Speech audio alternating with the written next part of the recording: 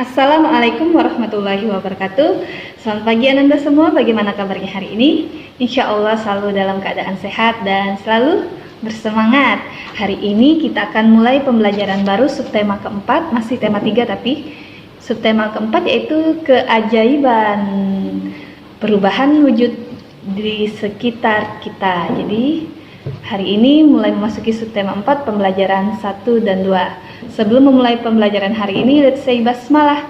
Bismillahirrahmanirrahim.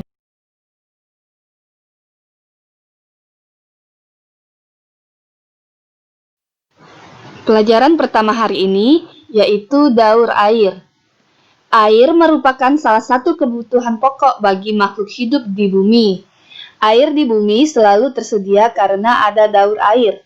Bagaimana daur air itu terjadi? 1. Air akan mengalami evaporasi, yaitu air yang ada di permukaan bumi, baik laut, sungai, dan danau, mengalami penguapan karena terjadi panas matahari. 2. Air yang terkandung dalam tumbuhan juga mengalami penguapan. Penguapan tersebut disebut transpirasi. Jadi, kalau air yang menguap dari laut, sungai, dan danau disebut evaporasi, sedangkan air yang terkandung dalam tumbuhan yang menguap disebut transpirasi. Kemudian 3, uap air lalu naik menuju atmosfer bumi. Semakin tinggi dari permukaan bumi, uap air tersebut akan mengalami pendinginan, membentuk titik-titik air. Proses perubahan wujud uap air menjadi titik-titik air disebut kondensasi atau pengembunan. Kemudian, kumpulan titik-titik air tersebut akan membentuk gumpalan awan.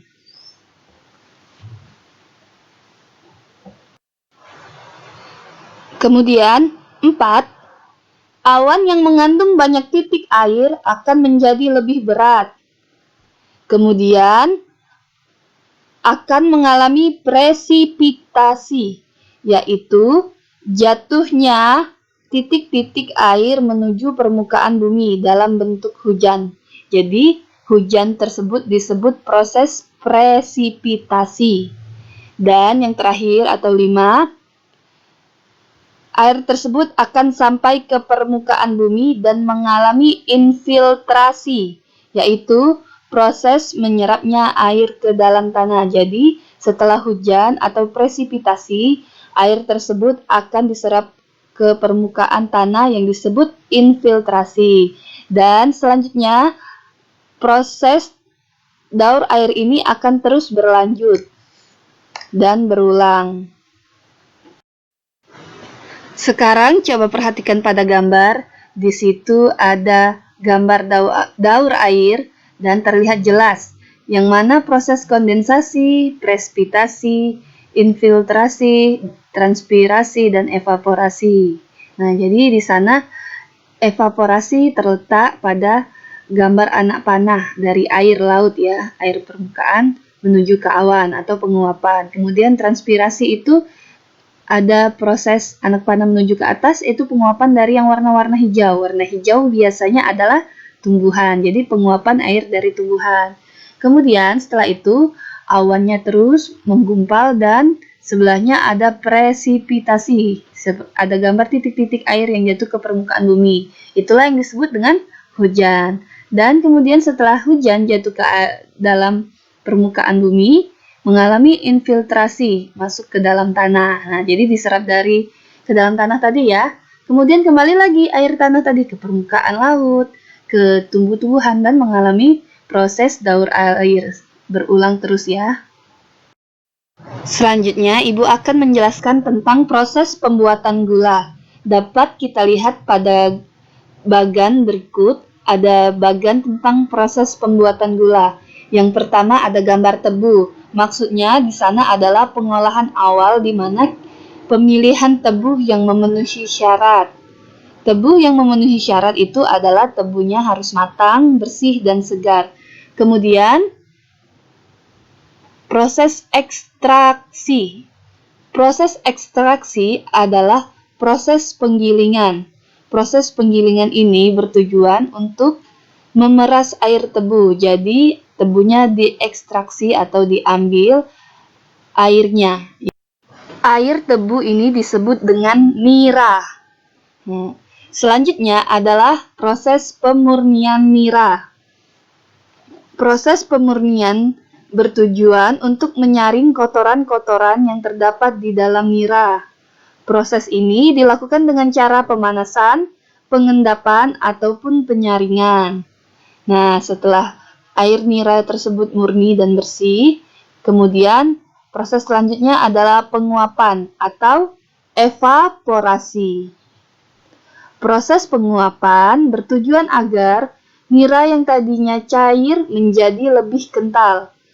Jadi, Ananda sudah tahu kan, proses penguapan itu adalah proses berubahnya benda cair menjadi benda gas. Jadi, air nira itu diuapkan sehingga menjadi gas atau hilang dan tersisalah air nira yang lebih kental. Penguapan nira dilakukan pada suhu 65-110 derajat Celcius. Nira yang kental akan memudahkan proses kristalisasi. Nah, jadi selanjutnya adalah proses kristalisasi atau pendidihan. Kalau kita dengar dari kata kristalisasi, kristal. Kristal itu sesuatu yang keras ya, bening. Nah, jadi kristalisasi atau pendidihan ini dilakukan dengan cara memasukkan nira kental yang sudah mengalami proses evaporasi atau penguapan ke dalam sebuah wadah. Jadi, nira yang sudah kental dimasukkan ke dalam sebuah wadah. Kemudian, nira kental tersebut dididihkan atau dipanaskan hingga air menguap dan menghasilkan kristal.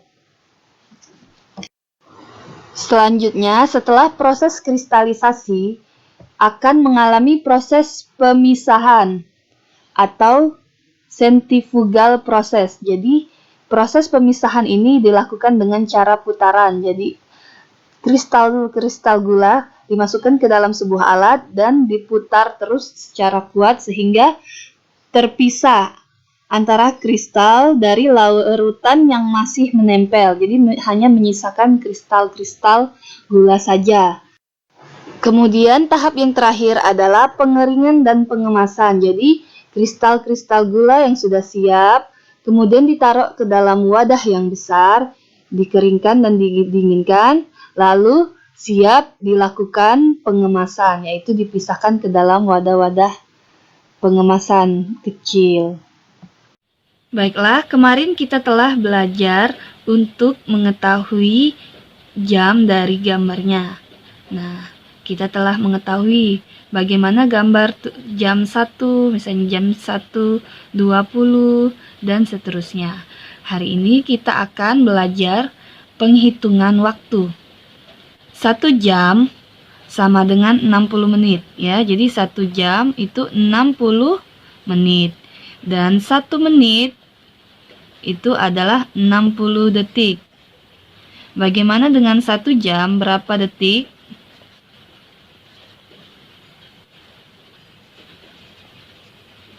Nah, jadi 1 jam itu berapa detik? Dapat kita hitung kalau 1 jamnya 60 menit, berarti kita hitung 1 menit kan 60 detik, kita hitung saja 60 menit itu dijadikan detik. 60 berarti dikalikan dengan 60.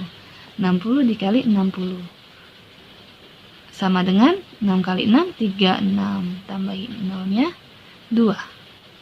Jadi 1 jam sama dengan 3600 detik.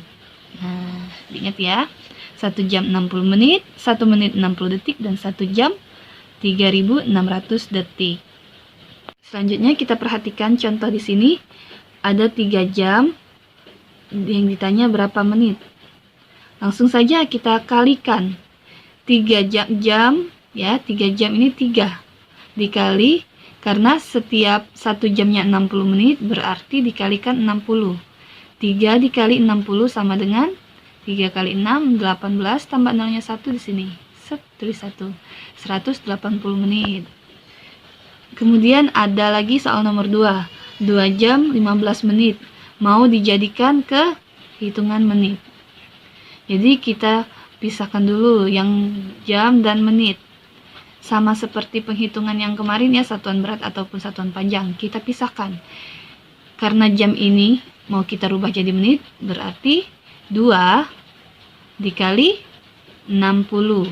60 ini dari mana? Yaitu 1 jam sama dengan 60 menit. Jadi dikalikan 60 ya. 2 dikali 60 ditambah 15 menit ini yang ini. Nah, tetap 15 menit ya. 2 dikali 60, 2 kali 6 sama dengan 12 ditambah 0-nya 1. Nah, cara ngitungnya begitu biar mudah.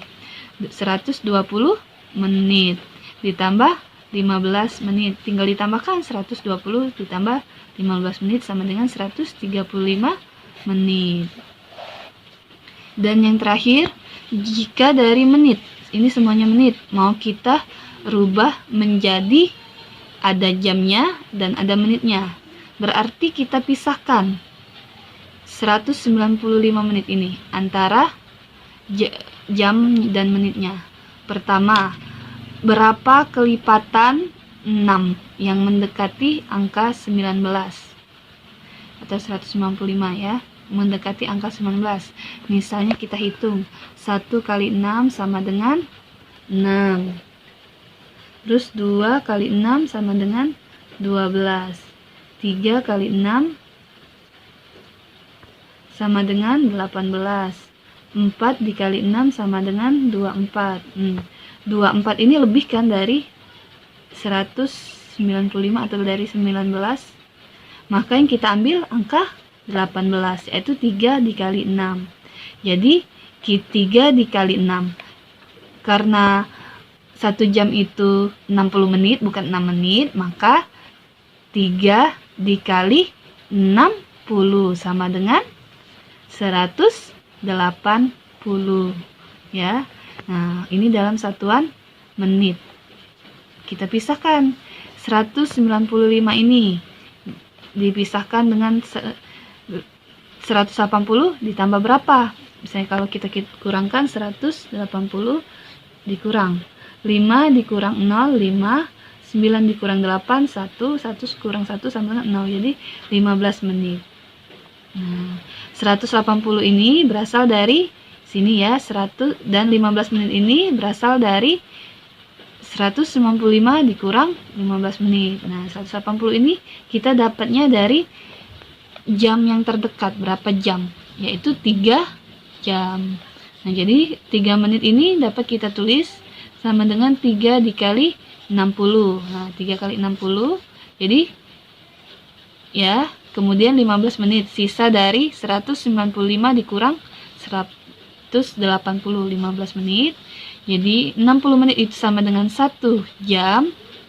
Jadi 3 kali 1 sama dengan 3 jam. Sudah berubah jadi jam ya. Terus 15 menit sisanya. Karena ini tidak bisa lagi dijadikan ke dalam satuan jam. Nah, begini ya. Nah, sekarang coba kita kerjakan yang ini. Di sini ada soal Nina memerlukan 2 menit untuk mengerjakan satu soal. Jika banyak soal yang harus dikerjakan adalah 40 soal, berapa lama Nina mengerjakan semua soal tersebut? Jadi, kita tulis soalnya berapa? Ada 40. Setiap soal 2 menit. Jadi 40 dikali 2. 40 dikali 2 yaitu 4 kali 2 sama dengan 8, tambah 0-nya 1, set, jadi 80. Nah, berapa yang paling dekat ke 80? Angka 8, berapa kali 6? Kita lihat, sini 2 kali 6 atau 1 kali 6? Ya, 1 kali 6, berarti 1 dikali 60.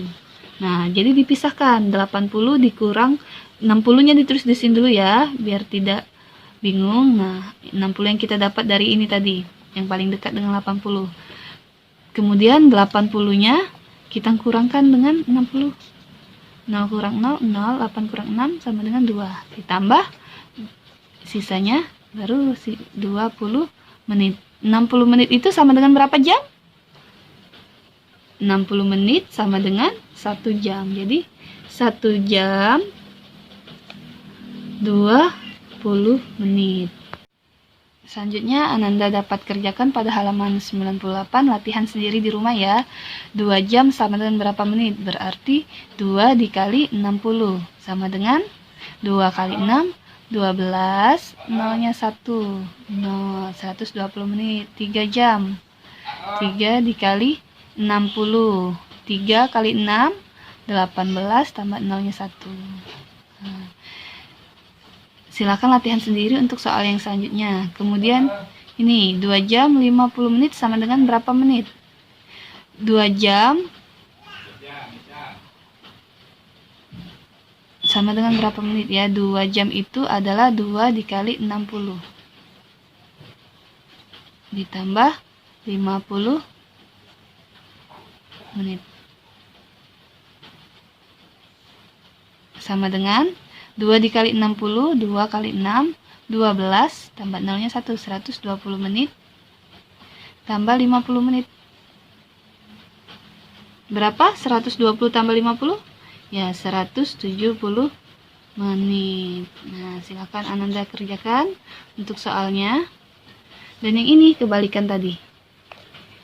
Dari menit berubah menjadi jam dan menit. Perlu kita ingat.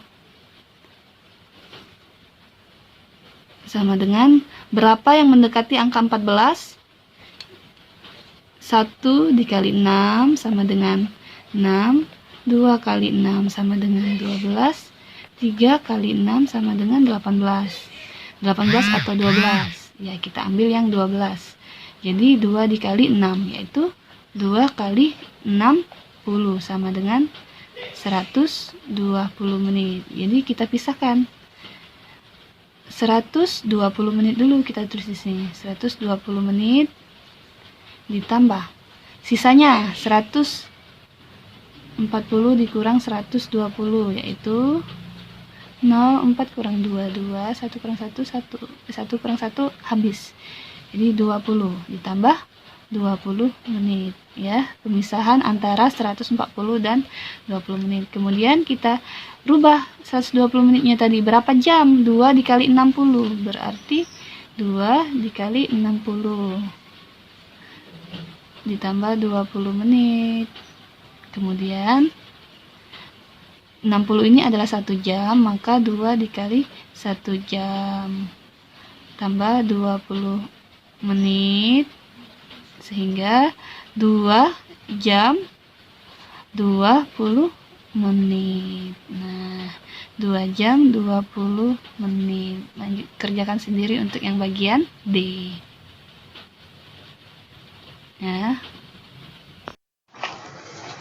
Siapa di sini bisa membuat pesawat-pesawatan dari kertas ataupun kupu-kupu, burung-burungan dan lain sebagainya? Untuk membuatnya, kita melakukannya dengan melipat kertas. Teknik melipat kertas untuk membuat bentuk-bentuk tertentu disebut dengan origami. Selain pesawat, kita juga dapat membuat bentuk-bentuk lain, seperti membungkus kado. Jadi, selain untuk membuat bentuk-bentuk lain, teknik atau seni melipat kertas juga bisa digunakan untuk membungkus kado. Ada banyak sekali bentuk yang dapat kita buat dengan teknik origami. Berikut ini adalah gambar-gambar dari teknik origami. Nah, jadi dari kertas teknik origami, kita dapat membuat bentuk bunga, kupu-kupu, ada katak, burung, gajah, kepiting, angsa, kapal-kapalan, dan sebagainya. Banyak sekali ya bentuk-bentuk yang dapat kita buat dengan teknik origami. Selanjutnya, pelajaran terakhir hari ini, yaitu mengenai perwujudan sikap persatuan. Setiap anggota keluarga memiliki tugas masing-masing. Jika kamu melaksanakan tugasmu dengan baik, artinya kamu sudah membantu orang tuamu. Membantu orang tua merupakan salah satu contoh sikap tolong-menolong. Sikap tolong-menolong dapat menumbuhkan persatuan. Nah, jadi dari sikap tolong-menolong ini dapat menumbuhkan persatuan. Sikap persatuan merupakan salah satu pengamalan sila ketiga Pancasila yang berbunyi Persatuan Indonesia. Sehingga sikap saling tolong-menolong termasuk pengamalan sila ketiga Pancasila. Adapun contoh lain sikap tolong-menolong yang dapat dilakukan yaitu 1. Membantu nenek membawa barang 2. Membantu adik belajar dan 3. Memberikan sumbangan kepada yang membutuhkan. Nah, jadi dengan adanya saling tolong-menolong dapat menumbuhkan rasa persatuan kita. Sehingga sikap saling tolong-menolong juga termasuk dalam pengamalan sila ketiga Pancasila. Berakhir sudah pembelajaran pada hari ini. Ibu harap Ananda semua dapat mengerti. Jika ada yang tidak mengerti dapat tanyakan langsung kepada Ibu. Kita akhiri pelajaran hari ini dengan mengucapkan lafaz hamdalah.